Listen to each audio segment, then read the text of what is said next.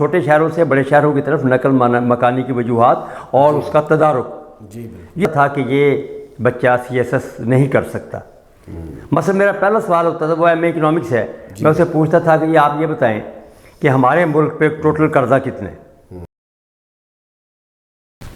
اعوذ باللہ من الشیطان الرجیم، بسم اللہ الرحمن الرحیم۔ ناظرین، آپ کا ہوسٹ یاسین لاکھ سین نیوز کے پروگرام ایجوکیشن سین میں ہم آپ کو خوش آمدید کہتے ہیں۔ ہمارے ساتھ اسٹوڈیو میں تشریف رکھتے ہیں راؤ محمد اکبر صاحب، بڑے معروف ایجوکیشنسٹ ہیں، سابق سول جج ہیں، ایڈوکیٹ ہائی کورٹ ہیں، طلباء کی رہنمائی کے حوالے سے CSS PMS کے حوالے سے مختلف لیکچرز، اور آج ہم ان سے بات کریں گے گزشتہ پروگرام سے ریلیٹڈ ہم نے بات کی تھی سبجیکٹ کے چناؤ کے حوالے سے۔ سبجیکٹ کے چناؤ کے بعد بات آ جاتی ہے تیاری کے حوالے سے۔ ہم ان کی CSS اور PMS کے ایگزام میں بہترین نتائج لینے کے لیے ہم کس طرح مضامین کی اچھے طریقے سے تیاری کر سکتے ہیں اور کامیابی کا تناسب اپنا بہتر بنا سکتے ہیں، تو بات کریں گے راؤ محمد اکبر صاحب سے۔ السلام علیکم سر۔ وعلیکم السلام۔ کیسے ہیں آپ؟ خیریت سے؟ اللہ کا شکر ہے جی۔ سر، لاسٹ پروگرام میں آپ نے ہماری رہنمائی فرمائی تھی کہ PMS اور CSS کے ایگزام میں سبجیکٹ کی سلیکشن کا طریقہ کار کیا ہوتا ہے۔ آج اس میں تھوڑا سا اگلا سٹیپ ہمیں سمجھا دیں، سلیکٹ کیے گئے جو مضامین ہیں ان کی تیاری کا طریقہ کار کیا ہوگا۔ اب پڑھنے کے لیے کتاب تو ہمارے پاس پوری ہے، ہم پہلے بھی پڑھ چکے ہیں، گریجویشن میں بھی پڑھ چکے ہیں، اب اس پہ کون سی ایسی نئی چیز نئے طریقے سے تیاری کریں تاکہ ہم اچھے نتائج حاصل کر سکیں؟ ڈاکٹر صاحب شکریہ، آپ نے بہت ہی اچھا سوال کیا ہے۔ ایکچولی اگر طلباء ان باتوں کو سمجھ لیں تو وہ بہت اچھی کارکردگی دکھا سکتے ہیں، اور یہی ایک لیکنگ ہے یہ جو چونکہ اس بات کو نہیں سمجھ سکتے لہذا وہ اسی طرح۔ ایک دن اکیڈمی میں میں نے کہا، میں نے بچے سے طالب علم سے پوچھا کہ آپ یہ بتائیں کہ یہ سمری جو آپ رٹتے ہیں یہ کیوں اتنا زور دیا جاتا ہے سمری پہ؟ تو وہ کوئی شافی جواب نہیں دے سکا، اور بلکہ ایک دفعہ نہیں کئی اسٹوڈنٹ سے میں نے آج تک پوچھا اور وہ کوئی بھی نہیں بتا سکا کہ بھی یہ سمری جو اتنا زور دیتا ہے اور اتنا کمپلسری ہے، 30 نمبر کا سوال آتا ہے، کیوں، کیا مقصد ہے؟ تو سب سے پہلی بات یہ ہے کہ ہمیں اپنے مقاصد کو دیکھنا ہے کہ وہ ہم سے کیا چاہتے ہیں، کیا پوچھنا چاہتے ہیں، اس کا مقصد کیا ہے۔ تو سمری کا مقصد یہ نہیں ہے کہ ہم اس کو محض ایک 1/3 پیراگراف بنا کے اور اس کو پیش کر دیں، لیکن اس کے پس منظر میں اگر جائیں تو جس چیز کی ضرورت پڑے گی کہ ایک آپ اعلیٰ عہدیدار کسی اعلیٰ عہدیدار کے ساتھ آپ اس کے پرسنل اسسٹنٹ ہیں، جی بالکل، وہ بیرون ملک کے 15 دن کے یا 1 ہفتے کے دورے پہ جا رہے ہیں، ان کے پاس اتنا وقت نہیں ہے۔ کوئی پرابلم آپ فوری طور پہ کوئی پوچھنا چاہتے ہیں، ڈسکس کرنا چاہتے ہیں، تو ان کے پاس اتنا وقت نہیں ہے کہ 15 منٹ بھی نہیں ہے، شاید 10 منٹ بھی نہیں ہے۔ تو وہ سمری آپ بنا کے اسی بات کو جو بڑی لمبی چوڑی بات تھی اس کو چند لفظوں میں، منیمم باتوں میں، منیمم لفظوں میں آپ ان کو بنا کے پیش کریں گے کہ یہ مسئلہ، اور اس میں کوئی گیپ بھی نہ ہو۔ یہ نہیں ہے کہ آپ اس کو مختصر کریں تو پھر وہ ایک گیپ آ جائے، بات بھی پوری ہو لیکن لفظ تھوڑے ہوں، وہ ٹائم کم لے، مختصر اور جامع، مختصر اور جامع، اور وہ بتا دے آپ کو۔ اب یہ سمری کا بنیادی مقصد ہے۔ اسی طرح ہر سبجیکٹ کے اپنے تقاضے ہوتے ہیں۔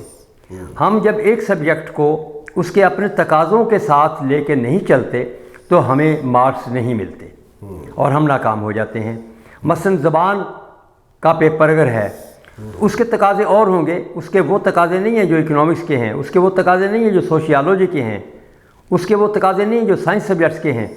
زبان و ادب کے اپنے تقاضے ہیں، اس کے پس منظر میں جو ثقافت کام کر رہی ہے، اس کے پس منظر میں جو اس کے رائٹرز تھے، شعراء تھے، وہ کون کون تھے، کون کون سی اصناف تھی، اور کس کس نے کیسے کیسے اسے ڈیولپ کیا، اور اس زبان کے اشعار ہیں۔ اگر آپ نے اپنے پیپر میں اشعار سے پیپر کو مزین کیا ہے، مجھے یاد ہے کہ جی میں اردو کے پیپر میں میرے 82 مارکس تھے، اور اس میں کیا تھا کہ میں نے اچھے اشعار اردو کے تقریباً 25-26 اشعار وہ اس میں مختلف شعراء کے وہ لکھے، اور وہ ایک ایک شعر بہت تڑپا دینے والا تھا، تو مطلب وہ تھوڑا سا اچھا اثر ڈالتے ہیں۔ اور جب مارکس آئے تو میں نے اس حوالے سے بھی دیکھا کہ اس کا مطلب اس کا بڑا ایفیکٹ ہوا ہے۔ تو یہ ہر سبجیکٹ کے اپنے تقاضے ہوتے ہیں، زبان کے اور ہوتے ہیں، اکنامکس کے اور ہوتے ہیں۔ اب اکنامکس ہے، اب دیکھیں جیسے میں نے پہلے عرض کی ہے کہ دیکھنا یہ ہے کہ ہمیں وہ کس مقصد کے لیے تیار کر رہے ہیں۔ جی، ہم کل کو وہاں بیٹھے ہوئے ایک بیوروکریٹ کے طور پہ ہم دیکھیں گے کہ ہمارے ملک کے معاشی مسائل کیا ہیں. اب ہماری سمپل گریجویشن وہاں کام نہیں کرتی. اگر ہم جو ہمارے مسائل ہیں ان کو حل کرنے کے لیے ہم نے کیا کرنا ہے، اس انداز سے اس پیپر کو حل نہیں کرتے اور اس انداز سے اکنامکس کو نہیں پڑھتے تو ہمارے مارکس نہیں آئیں گے. جی بالکل. ہمارا پریکٹیکل اسپیکٹ بڑا لیک کرتا ہے. ٹھیک ہے. ہم پریکٹیکل اسپیکٹ کو چھوڑ دیتے ہیں، جبکہ یہ تھیوری نہیں ہے. گریجویشن کا امتحان آپ نے دیا وہ صرف تھیوری تھی. اب آپ سی ایس ایس میں اپیئر ہو رہے ہیں تو this is not only a theory. یہاں آپ کو پریکٹیکلی اپنے آپ کو تیار کرنا ہے کہ ہم اپنے ملک کی اکانومی کو کیسے بہتر بنائیں گے. جی بہت شکریہ. یعنی کہ مضامین کی تیاری کا مطلب صرف سوال جواب کی تیاری نہیں ہوتا، اس سبجیکٹ کی ڈیپتھ میں جا کے کہ آپ کی یہ سینس چیک کی جا رہی ہوتی ہے کہ اس سبجیکٹ میں آپ کا جو سینس ہے وہ ڈیپتھ میں کیا جاتا ہے، آپ نے کیا سیکھا. وہ کامن سوال جواب جو لکھے گئے ہیں بکس میں، وہ اس کی بجائے اس سبجیکٹ کو لکھنے کا نظریہ کیا تھا، وہ آپ کو یاد کروانے کا نظریہ کیا تھا. تو ہم بات کریں گے. آپ نے پچھلے پروگرام میں سر ہمیں بتایا کہ جو سوالات ایگزامینر لکھتا ہے وہ کس سینس میں آتے ہیں پیپرز پہ. ہمیں جوابات کا بھی تھوڑا گائیڈ کر دیں کہ جو ایگزامینر ہے ہمارے لکھے گئے جوابات کو کس ڈائریکشن کس سینس میں مارکنگ کرتا ہے، چیک کرتا ہے. لکسن میرا خیال تو یہی ہے کہ وہ سب سے زیادہ یہی دیکھتے ہیں کہ اس کی پریکٹیکل اپروچ کس حد تک ہے. ٹھیک ہے. تو اکنامکس کے بارے میں اب مثلا میں جو طلبہ میرے پاس آتے رہے میں دیکھ کے ہی اندازہ کر لیتا تھا کہ یہ بچہ سی ایس ایس نہیں کر سکتا. مثلا میرا پہلا سوال ہوتا تھا وہ ایم اے اکنامکس ہے. میں اسے پوچھتا تھا کہ آپ یہ بتائیں کہ ہمارے ملک پہ ٹوٹل قرضہ کتنے، اسے نہیں پتہ ہوتا تھا. میں نے کہا یار میں یہ سوال جو ہے ایم اے اردو سے کروں، ایم اے فلاسفی سے کروں یا کسی ایم ایس سی زولوجی سے کروں، یہ اکنامکس کا سوال ہے کہ ہمارے ملک پہ کل قرضہ کتنے. اور میں نے کہا آپ نے تو یہی نہیں بتایا. میں نے تو ابھی اگلا سوال یہ بھی کرنا تھا کہ وہ قرضہ ہمارا کس ادارے کا ہے اور کتنا ہے. تو آپ تو یہی ٹھوس ہو گئے کہ جناب آپ کو یہ بھی نہیں پتہ کہ ہمارے ملک پہ قرضہ کتنے. تو یہ اسپیکٹ جو ہیں اگر ہم ذہن میں رکھیں گے تو ہمارے جوابات جو ہیں وہ کمپریہنسو ہوں گے، ان کی ڈیمانڈ کے مطابق ہوں گے اور اس میں ہمیں زیادہ نمبر ملیں گے. اچھا اسی طرح سوشیالوجی ہے. سوشیالوجی میں اب ہمارے ملک کا سب سے بڑا مسئلہ اس وقت وہ یہ ہے کہ ہماری مائیگریشن جو ہے چھوٹے شہروں سے بڑے شہروں کی طرف آبادی منتقل ہو رہی ہے. جی بالکل ایسی ہے.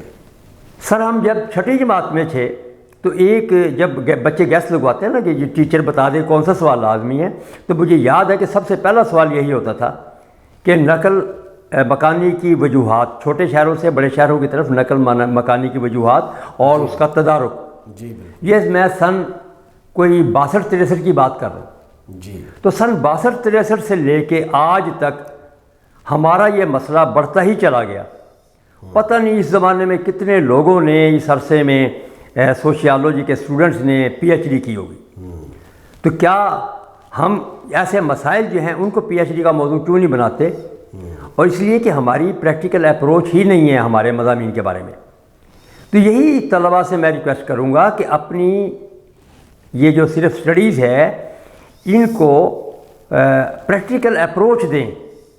آپ دیکھیں کہ عملی طور پر ہمیں کیا اقدامات، ہمارے مسائل کیا ہیں، ان کا حل کیا ہے، تاکہ آپ ایک مفید کارکن بن سکیں. اور آپ کا علم، جب ہم حج کی دعا پڑھتے ہیں تو اس میں آب زمزم پینے سے پہلے کی جو دعا ہے اس میں خاص طور پہ علم نافع کا ذکر ہے کہ وہ علم عطا کرے مولا ہمیں جو نفع بخش ہو. تو نفع بخش یہی ہے کہ ہم پی ایچ ڈی کرتے ہیں لیکن ہمارے مسائل وہیں کے وہیں ہیں، کسی بھی سبجیکٹ میں ہم ان مسائل کو حل نہیں کر پاتے. جتنی باتیں آپ نے بتائی ہیں کہ ان تمام چیزوں کو مد نظر رکھتے ہوئے ایک سی ایس ایس پی یا سی ایس ایس آفیسر کی سلیکشن کی جاتی ہے.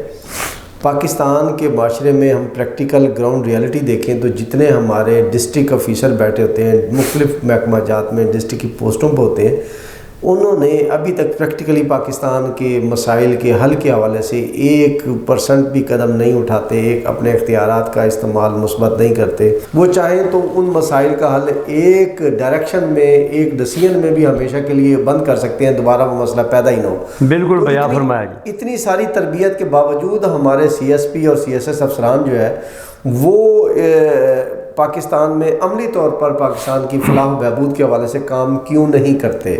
سر ہوتا یہ ہے کہ میں اس روشنی میں اگر اپنا ایک تجربہ بیان کروں کہ میں نے دیکھا کہ ہمارے ہاں ایف اے میں مظفر گڑھ کالج میں 143 اسٹوڈنٹ تھے اسلامیات کے، اسی طرح ہسٹری کے بھی تقریباً کوئی 150 اسٹوڈنٹس تھے، اردو ادب جو ہے اردو ایڈوانس کہہ لیں اسے، اس میں 11 بچے تھے، اسی طرح کوئی مختلف مضامین تھے، فلاسفی کے تھے ہمارے پروفیسر زین صاحب مرحوم، اب فلاسفی کے کچھ 4-5 بچے تھے اینڈ سو آن۔ تو میں نے پرنسپل صاحب سے کہا کہ جی بات یہ ہے کہ یہ توازن ان میں ہم قائم کریں، ہم ایک کاؤنسلنگ سینٹر بنا دیتے ہیں اور ہم کہتے ہیں کہ یہ سب ایکولی ڈیوائیڈ ہوں، مطلب بجائے اس کے کہ 150 ایک سبجیکٹ میں، 150 ایک سبجیکٹ میں، ایک میں 5 اور ایک میں 11، تو بچوں کو گائیڈ کیا جائے کہ بھائی یہ بڑا یوزفل سبجیکٹ ہے، بڑا مفید ہے یہ وہ وغیرہ وغیرہ، تو تاکہ یہ ڈیوائیڈ ہو جائیں اور مختلف قسم کے بچے۔ پرنسپل صاحب نے جو میری درگت بنائی، آپ میرے لیے مشکلات پیدا کرنا چاہتے ہیں؟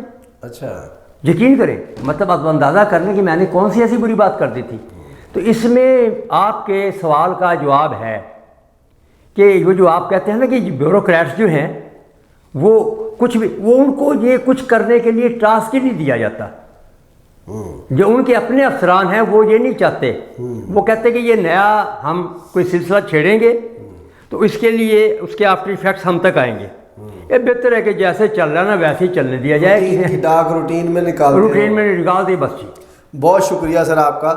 جی، عام طور پر بچوں کے ذہن میں ہوتا ہے کہ اختیاری مضامین کی سلیکشن میں زبان کے جو مضامین ہوتے ہیں جیسے اردو، انگلش، سرائکی، پنجابی، عربی، ان کی سلیکشن کر لی جائے، ان میں مارکنگ زیادہ آتی ہے، نمبر زیادہ آتے ہیں اور آسانی سے تیار ہو جاتے ہیں، تو اس بارے میں کیا کہتے ہیں کہ امتحان دینے والا اس بات کو کس طرح دیکھتا ہے؟ سر یہ بلکہ میں تو یہ کہتا ہوں کہ زبان میں اگر آپ کو ذوق نہیں ہے، اگر آپ شعروں کو پسند نہیں کرتے، آپ نے ناول نہیں پڑھے، آپ کا ادب سے کوئی گہرا تعلق نہیں ہے، آپ ادب اور ثقافت کو نہیں سمجھ پا رہے یا ان کا آپ کا کوئی ریلیشن آپ نے قائم نہیں کیا، تو آپ کو ادب کے اور زبان کے پیپر میں نہیں، زبان کا پیپر کا انتخاب نہیں کرنا چاہیے۔ تو اس کی وجہ کہ ان کی جو بنیادی ریکوائرمنٹ ہے، مثلا ایک بچہ ایم اے انگلش تھا، اس نے ایم اے انگلش رکھ لیا اس بنیاد پہ کہ میں نے اس کو منع بھی کیا، اس کا خیال یہ تھا کہ میں تو ایم اے انگلش ہوں، جو میرے لیے انگلش تو کم از کم یہ 200 نمبر تو بڑے آسان ہے بالکل، حالانکہ وہاں پہ ہم جس انداز سے جن چیزوں کو غور سے پڑھتے ہیں، میں نے اسے پوچھا، میں نے کہا اچھا مجھے آپ یہ بتائیں کہ سیٹائر میں آئرنی میں کیا فرق ہے؟ نہیں بتا سکا۔ میں نے کہا بیٹے بات یہ ہے کہ آپ کو جس ڈیپتھ میں جانے کی ضرورت ہے، لٹریچر میں آپ اتنی ڈیپتھ میں نہیں جا سکیں گے، لٹریچر 1-2 دن کا معاملہ نہیں ہوتا، لٹریچر کی بیس بڑی لمبی ہوتی ہے، آپ کوئی بھی لینگویج جو ہے وہ آپ دوسری جماعت سے پڑھنا شروع کرتے ہیں، آپ 16ویں تک پڑھتے ہیں، اکنامکس آپ دوسری سے شروع نہیں کرتے، تو باقی مضامین کی نسبت لینگویج جو ہے نسبتاً زیادہ مشکل ہوتی ہے، خواہ وہ اس کا اپنا سبجیکٹ ہی کیوں نہ ہو، تاکہ اس میں اس کا اپنا ٹیسٹ ہو اور وہ ٹیسٹ ڈیولپ ہو چکا ہو، پھر تو زبان ٹھیک ہے، ادروائز تو زبان کے پیپر میں نمبر واقعی نہیں آتے۔ بہت شکریہ راؤ محمد اکبر صاحب کا، ہمیں ہمارے اسٹوڈنٹس کو انہوں نے اہم معلومات دیں سی ایس ایس اور پی ایم ایس کے ایگزام میں مضامین کی سلیکشن، ان کی تیاری اور کس قسم کے سوالات متوقع ہوتے ہیں، ایگزامینر کس سینس سے سوالات دیتا ہے، پھر کس سینس سے ان کی مارکنگ کی جاتی ہے۔ بچوں نے یقیناً اس میں کافی استفادہ حاصل کیا ہوگا۔ اس کے ساتھ ہی نیکسٹ پروگرام تک کے لیے ہم آپ سے اجازت چاہیں گے۔ پاکستان زندہ باد۔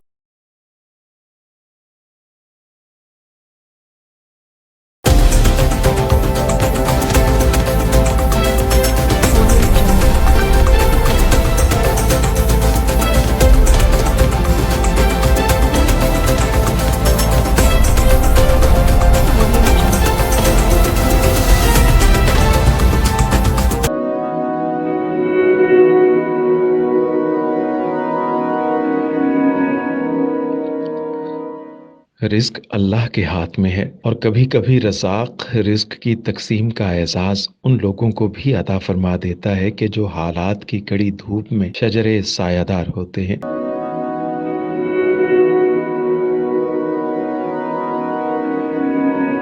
ملتان میں سلطان فاؤنڈیشن کی جانب سے مختلف مقامات پر سینکڑوں افراد کے لیے سلطان دسترخوان سجایا جاتا ہے۔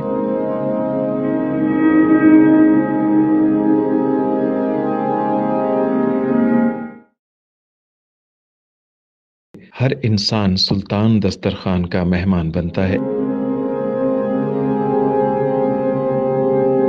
بلا شبہ سلطان فاؤنڈیشن انسانیت کا قابل فخر سرمایہ ہے، اور بھلے ہی ایسے ادارے ہوں یا افراد، وہ غربت و افلاس کے سلگتے صحرا میں احساس کی چھتریاں بنتے ہیں۔